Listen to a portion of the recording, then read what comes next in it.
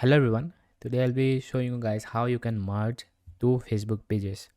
So before there was an option in your settings where settings and privacy settings and new page experience.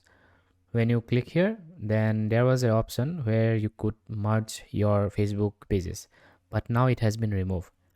But luckily I have another method for you.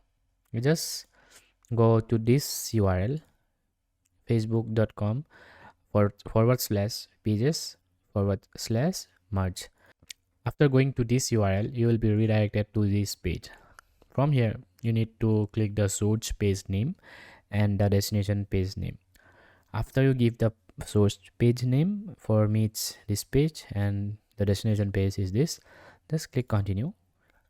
After that, it will say the page will be deleted, the page will be preserved. So all the information from this page will be transferred to this page and this page will be deleted forever.